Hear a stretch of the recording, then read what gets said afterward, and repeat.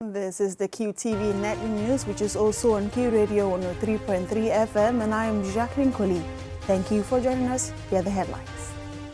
At least 234 West African migrants, including Gambians, are feared dead after the boat they were traveling on developed engine failure, leaving it floating for weeks before being intercepted in Mauritania.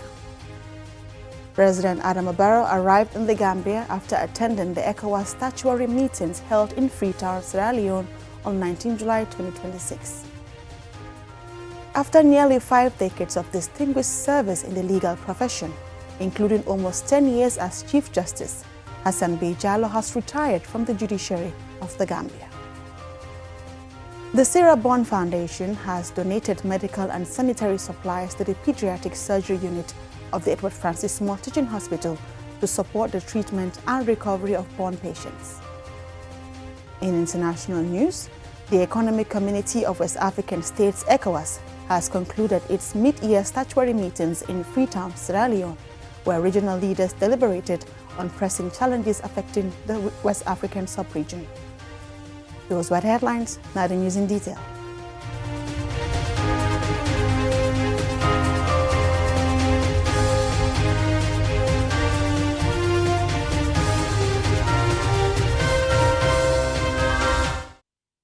Many thanks for joining us. At least 234 West African migrants, including Gambians, are feared dead after the boat they were traveling on developed an engine failure, leaving it floating for weeks before being intercepted in Mauritania. The boat is believed to have departed from Bafoloto in the West Coast region of the Gambia on 28 June 2026. This report by Babakar Sise is narrated by me.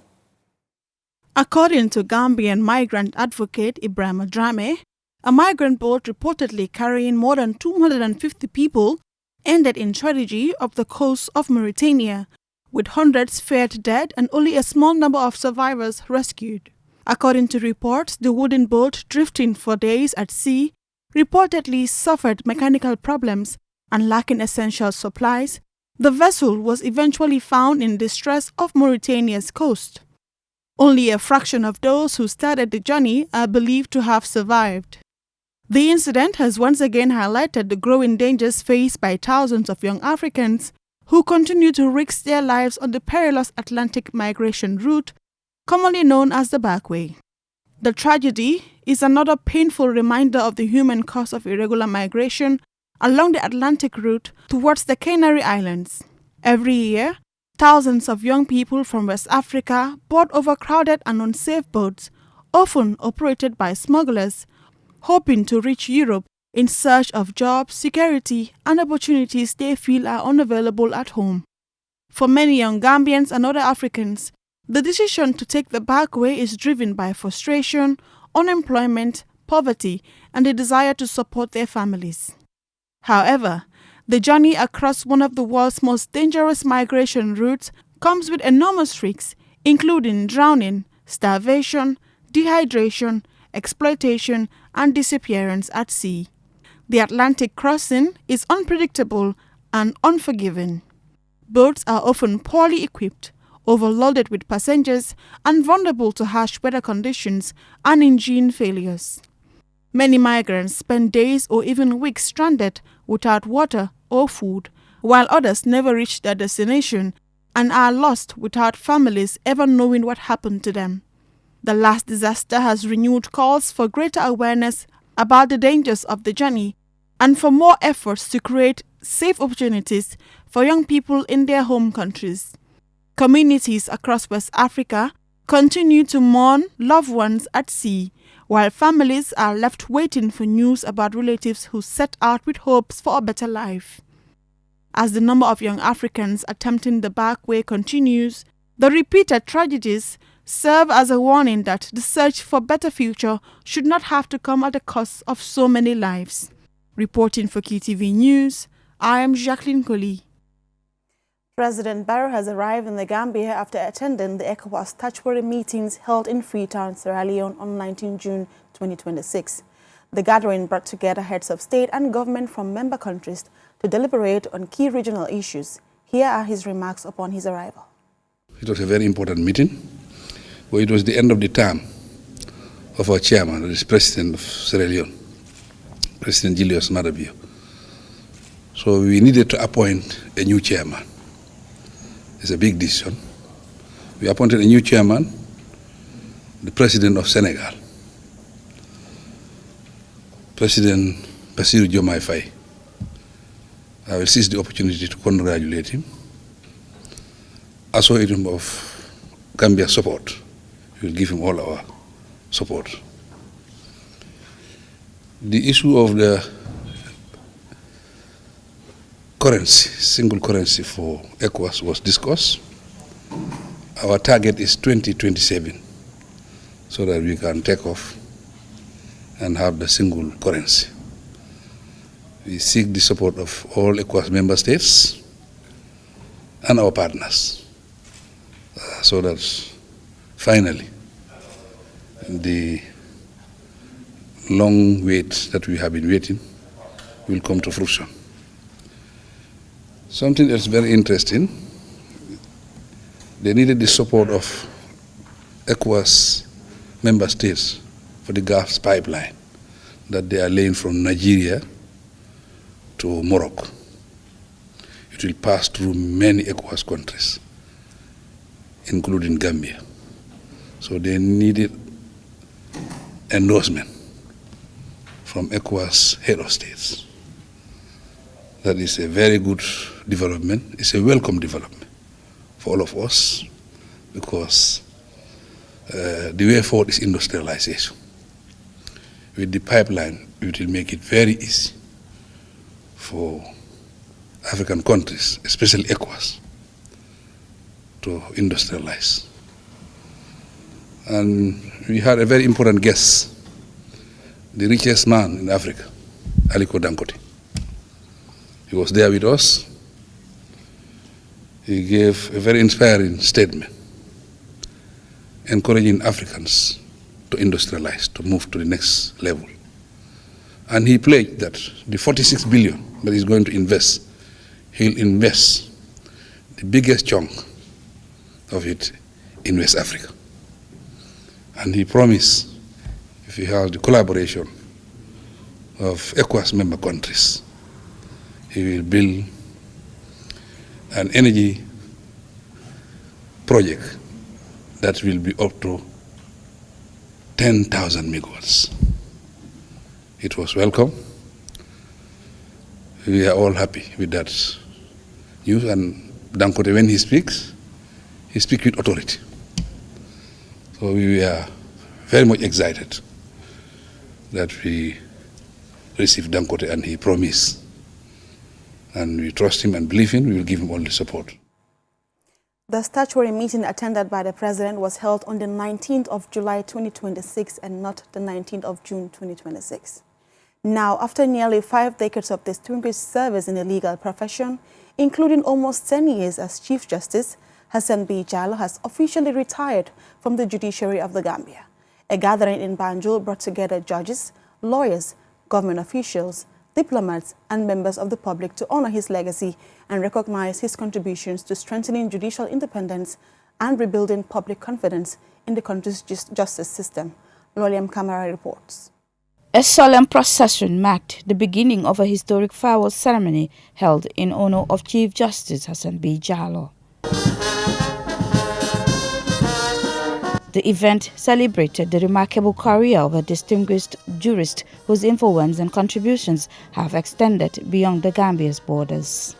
During his tenure as Chief Justice, Justice Jallow championed judicial independence, promoted access to justice, modernized court administration, and introduced reforms aimed at enhancing efficiency, transparency, and accountability within the judiciary. Before returning home in 2017 to serve as Chief Justice of the Gambia, Justice Hassan B. Jallow built an illustrious international legal career.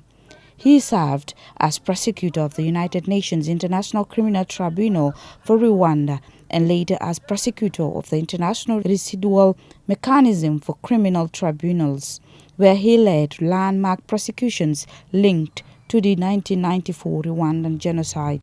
Tributes poured in from the Magistrates Association, Judges Association, Kadi Appeals Panel, and the Gambia Law Society, with speakers describing the outgoing Chief Justice as a mentor, scholar, diplomat, and defender of constitutional governance. They highlighted his lasting contributions to the judiciary, noting that his impact will continue to shape the Gambia's justice system. Dauda Ejal, the Attorney General and Minister of Justice, also joined in paying tribute to his legacy. For me, at the personal level, these past 6 years have been an education in the practice of respectful constitutional dialogue. We have had moments of sharp disagreements. We have had many more moments of convergence. And in both, he has approached the Attorney General's chambers not as an adversary, but as a partner in the shared project of constitutional governance. He has been firm when he believes the law requires a firm stance. Dr. Alhaji Amadou Tijan Jallow, a close family member of the retired Chief Justice, shared emotional remarks about his brother. And your unwavering belief in lifting people up. Thank you for showing us that it is possible to achieve great success in this world without ever compromising your values or your integrity.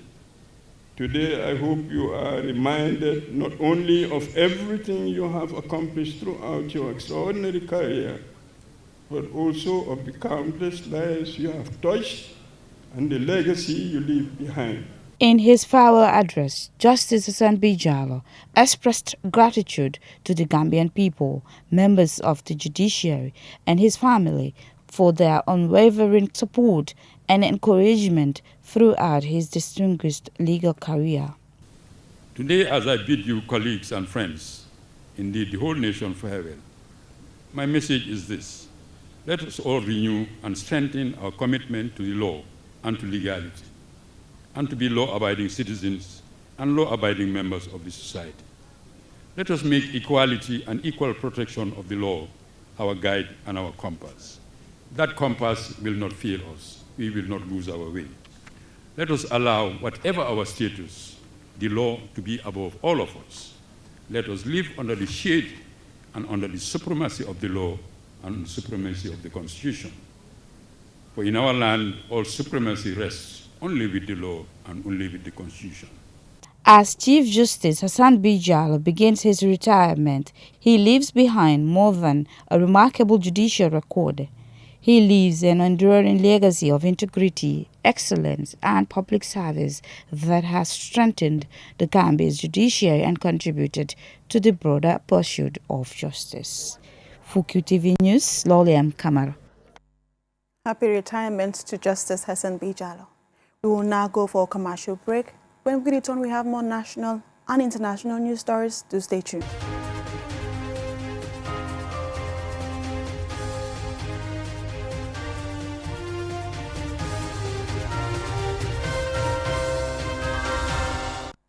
Welcome back. You're watching QTV News, and I'm Jacqueline Coley. Here are tonight's rest of the stories. The Sarah Bond Foundation has donated medical and sanitary supplies to the Pediatric Surgery Unit of the Edward Francis Small Teaching Hospital to support the treatment and recovery of burn patients. The donation is intended to improve patient welfare and strengthen the hospital's capacity to manage burn injuries. Zainab Buchal was there and she filed this report. The donation includes medical supplies, sanitary items, and essential household necessities such as buckets, soap, bedsheets, and kettle to support the needs of the burn patients.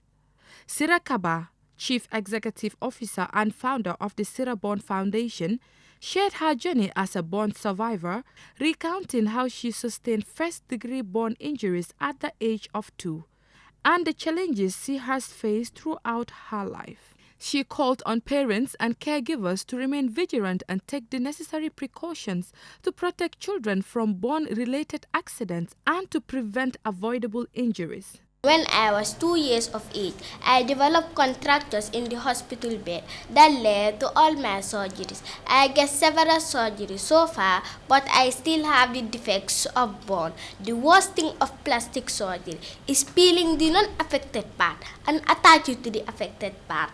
This is my own initiative. It's motivated by me, who experience bonds. Parents, look after your children, like firewood, gas, insect burner, etc., etc. Dr. Charno Jallo, Deputy Medical Director of the Edward Francis Small Teaching Hospital and the head of the Pediatric Surgery Unit, expressed appreciation for the donation and commended the Sarah Bond Foundation for its continued support to bond patients receiving treatment at the hospital. We've seen what Sarah brought to us, some very important consumable for our bond units. They are very much needed. I think he who feels it knows it. I think that's why she puts these vital things together for our bond patients. For us, the amount or the number doesn't count. What counts is the intention. Because if the intention is clear, it means the person can do more if they can.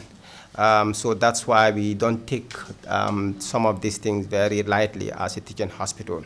But Sarah, well done. Keep it up. Keep it on. We are encouraged by you.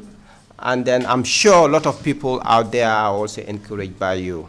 Human rights activist Madi Jabate described Sarah as an inspiration to society and called on philanthropists, corporate organizations and well-wishers to support the Sarah Bond Foundation. In her age, she is already given to society. So for me, that is an inspiration. I can imagine myself at that age, whether I've ever thought of something like that. And also, I wish to call on all Gambians, public institutions, officials, but also private individuals, organizations, to support this foundation, in cash and kind, so that to expand its services that it is delivering. Fatu Sow is the Deputy Chief Matron at Edward Francis Small Teaching Hospital. So for her coming up to think that we need materials to take care of the kids, because she went through the problems and she got the experience. So we should all learn from this. The Sarah Bond Foundation's donation highlights the power of community support in improving bond care, bringing hope to patients and reinforcing collective efforts to enhance healthcare services in the Gambia. Reporting for QTV News, I am Seinabu Chow.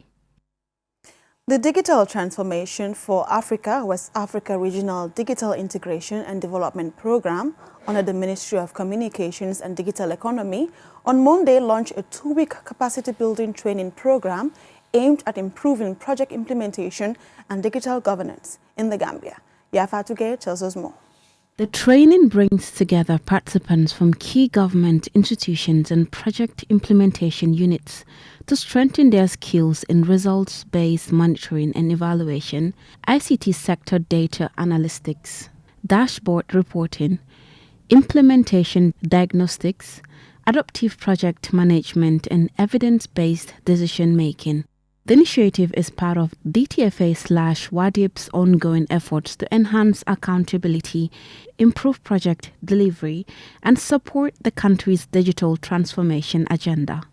Serin Omar Lo, WADIP's project coordinator, described the training as timely. As a project, there's always a business case. So how do you prove that business case to the donors? And also to the government and to the people, because I know people will be asking, what's the impact of the project? What are you guys doing? And how easily people always try to put off things. So this workshop will really help that, because now you have facts, you have the data that can show the people, look, this is what is being done, and we have the data and the numbers to prove it. John Kihio Chere of Expro Trading and Consulting Limited emphasized the importance of effective collecting, analyzing, and using data to support Africa's digital transformation and improve development outcomes. As we do analytics, we are going deep to see how can we translate the data we have to be result-based, to have an impact, so that someone can answer a question well. It is very, very key for us in Africa that we channel our data well, and that we also get very quality data. And where we don't get quality data is the gap that we also channeling today, that we will train our participants that every time they have the data, then they see where the quality is down, we up that quality so that we get good results. Asan M. Jallo, Permanent Secretary at the Ministry of Communications and Digital Economy, outlined the training's objectives and expected impact. The Gambia has made notable progress, including strong performance in the International Telecommunications Union's 2026 ICT Development Index and continued growth in mobile and broadband access. But progress must be sustained. That means monitoring what we do, analyzing what the data tells us, and addressing challenges early. This is the value of results-based monitoring and evaluation. It helps us move from counting activities to understanding impact, from collecting data to generating insights, and from reporting progress to improving performance. The 2-week program is expected to equip participants with practical tools and skills that will enhance evidence-based decision-making and contribute to the successful implementation of digital development initiatives across the Gambia. Reporting for QTV News, this is Yafat Gay. Coming up next is international news.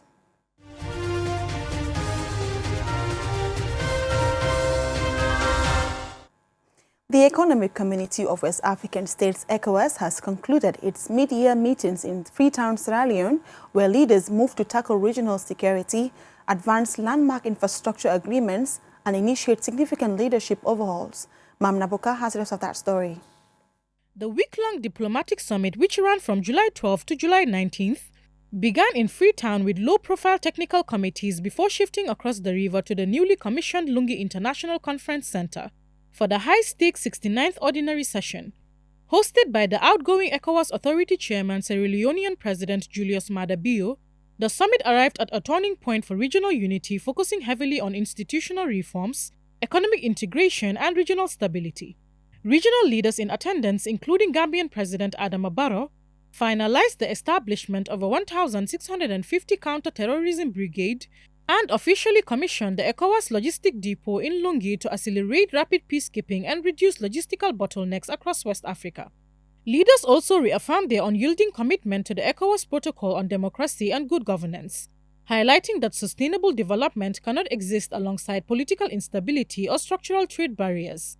Here is Julius Maada Bio, President of Sierra Leone and outgoing chairperson of ECOWAS. A region that plans together preserves its freedom to choose. A region that builds together strengthens every member state.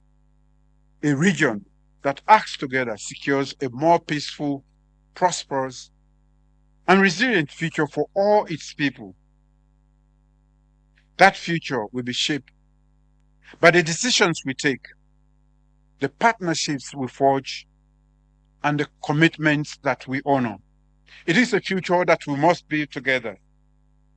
Let us build it with vision. Let us build it with courage. Let us build it with the generations, for the generations that will follow us. Beyond political diplomacy, another landmark highlight of the summit was the official signing of the Intergovernmental Agreement for the African Atlantic Gas Pipeline Project, a massive infrastructure initiative that promises to redefine energy security and connectivity across the entire West African coast. Simultaneously, the bloc also laid the structural groundwork for a regional digital single market, focusing heavily on setting up frameworks for artificial intelligence, cross-border cybersecurity cooperation, and digital financial inclusion to modernize the economic landscape and generate jobs for the region's massive youth demographic. Prominent industrialist Aliko Dangote shared with the meeting what is truly required to drive economic transformation across the region. The transformation occurs when we process what we produce, we manufacture what we consume, trade more with one another, and create productive jobs for our people. That is the journey ECOWAS must now accelerate going forward. In a historic transition of power, Senegal's President Bassirou Diomaye Faye officially assumed the chairmanship of the ECOWAS Authority of Heads of State and Government, taking over from Julius Maada Bio. General Birame Diop, the former Minister of Defense for Senegal, was also appointed as the new president of the ECOWAS Commission, slated to formally assume office at the Abuja headquarters on September 1st. With new leadership at the helm and fresh economic and energy accords signed into law, The coming months will test the region's ability to turn these high-level diplomatic blueprints into a felt reality for its 400 million citizens. Mamna Buka, reporting for QTV News. That's all for this bulletin. Join us again tomorrow at 8 p.m. for another bulletin. Many thanks for watching and bye.